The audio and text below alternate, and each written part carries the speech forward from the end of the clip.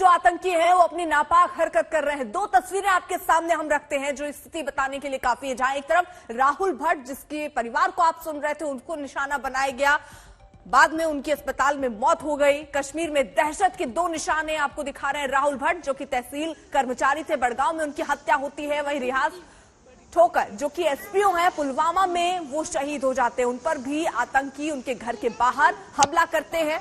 3 दशक बाद भी वही अंजाम है। कहां कहां पहुंचा राहुल भट्ट का परिवार, देखिए भटकता रहा। राहुल की कश्मीर में पोस्टिंग 2008 में हुई और उसके बाद 14 साल कश्मीर में नौकरी की गई। 12 मई 2022 को बडगाम में हत्या कर दी गई। परिवार का रो रो कर बुरा हाल है। 13 मई को आपको बता दें, जम्मू लौटा राहुल का शव, उनका अंतिम संस्कार कर दिया गया है। मार्च 2022 तक 14 कश्मीरी पंडितों की हत्या हो गई है। चुन चुनकर उनको निशाना बनाया जा रहा है। नेताओं में ग्रुप डिस्कशन 8 जून को 2020 को, वहीं 17 सितंबर 2021 को कुलगांव में कांस्टेबल बंटू शर्मा की हत्या होती है। 370 के खात्मे के बाद हम आपको बता रहे किस तरीके से आतंकी की गतिविधियां वहां पर रही हैं। 5 अक्टूबर को, 7 अक्टूबर 2021 को श्रीनगर के स्कूल में प्रिंसिपल और टीचर की हत्या हो जाती है। वहीं 12 मई 2022 को बडगाम में सरकारी कर्मचारी राहुल भट्ट की हत्या, जिसके बाद अब विरोध सड़कों तक पहुंच चुका है। पीडीपी पार्टी मुर्दाबाद, मुर्दाबाद, मुर्दाबाद। Pakistan, Pakistan, Pakistan, Pakistan. Free word, free word. Kashmir को दूर कर दीजिए। पैसे नहीं रखना, वो गरीब है, वो झाड़ू मारते हैं, उनका पैसा मत खाना।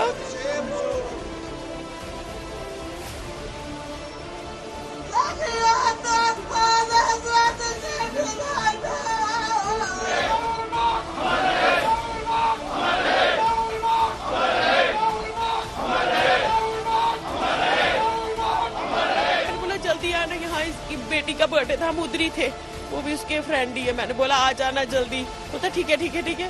तो उसी के 5 मिनट के बाद ही वो उधर आए। मैंने उसको क्यों नहीं बोला तो अभी निकल। समय का पहिया ऐसा घूमेगा, राहुल भट्ट के परिवार ने सोचा भी नहीं था।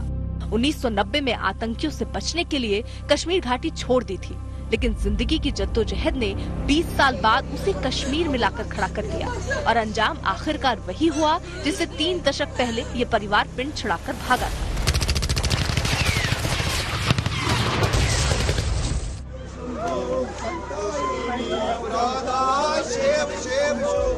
नौकरी के लिए वापस कश्मीर लौटने वाला राहुल भट्ट इस तरह वापस लौटा, आंखें बंद, सांसें थमी, सफेद चादर में लिपटा, 4 कंधों पर लेटा, बेजान शरीर। घर परिवार, दोस्त, यार, रिश्तेदार सब संग है। एक हंसता खेलता परिवार ऐसे पल भर में उजड़ जाएगा, कौन जानता था। पिता उस पल को कोस रहे हैं जब उन्होंने बेटे को वापस कश्मीर जाने दिया। ऐसी बात हुई नहीं है, क्योंकि वो ऐसा आदमी नहीं था कि लड़ाकू टाइप हो, वो उस टाइप का नहीं था, अपने काम से काम। अभी आपको क्या लगता है, आतंकवादी जिस प्रकार से कश्मीरी पंडित समुदाय के लोगों को निशाना बना रहे हैं, हमने देखा मक्खनलाल बिंद्रू साहब को निशाना बनाया गया, बाद में एक स्कूल में एक हिंदू समाज के एक व्यक्ति की हत्या कर दी गई, एक सिख महिला की हत्या कर दी गई, और अब आपके बेटे को भी आतंकवादियों ने निशाना बनाया। क्या लगता है आपको कि 1990 जैसी स्थिति उत्पन्न हो गई? क्या बोल सकते हैं हम, हमारा घर ही खत्म हो गया, खानदान ही खत्म हो गया, अब क्या बोले हम। ये तो सब वही पोजीशन है। 90 में तो हम जान बचाकर आ गए थे यहाँ, लेकिन गलती की, चलो दोबारा भेज दिया। आपको लगता है गलती की आपने, दोबारा उन्हें वहाँ बहुत बड़ी गलती की जो हम अपने बच्चों को वहाँ भेज रहे हैं और वहाँ लाशें आती हैं। कल बडगाम में आतंकियों का निशाना बने राहुल भट्ट का पार्थिव शरीर आज सुबह जम्मू पहुंचा। हिंदू रीति रिवाजों के साथ उनका अंतिम संस्कार कर दिया गया। शमशान घाट पर मौजूद हर शख्स के जहन में बस यही सवाल था कि जो हुआ उसे बस काल का लिखा माना जाए या कुछ और भी है जो कश्मीरी पंडितों को काल के मुंह में ढकेल रहा है।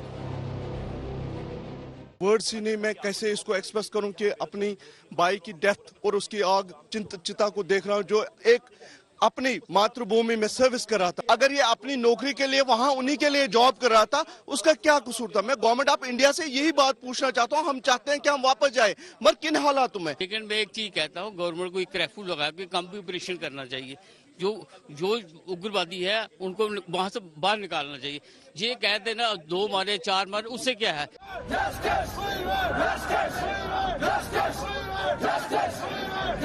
आतंकवाद की शक्ल में काल 30 साल तक कैसे कश्मीरी पंडित पर घात लगाए बैठा रहा, देखिए।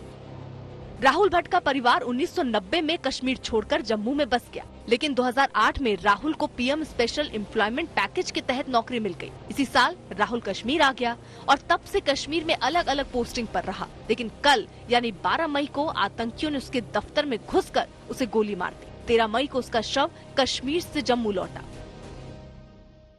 बहुत दुखद घटना है और खास करके राहुल भट्ट का इस प्रकार से जाना, मैं सबसे पहले उनके परिवार के प्रति संवेदना व्यक्त करता हूं। और जिस प्रकार से पिछले कुछ टारगेट किलिंग्स की जा रही हैं, ये कहीं ना कहीं क्वेश्चन मार्क खड़ा करती हैं। एक विश्वास धारा 370 के बाद जो लॉ एंड ऑर्डर सेंटर ने अपने हाथ में लिया है, हमारे सुरक्षा बलों ने, चाहे पुलिस बल है चाहे दूसरे हैं, उन्होंने बहुत अच्छा काम किया है। राहुल भट्ट की शहादत बेकार नहीं जाएगी।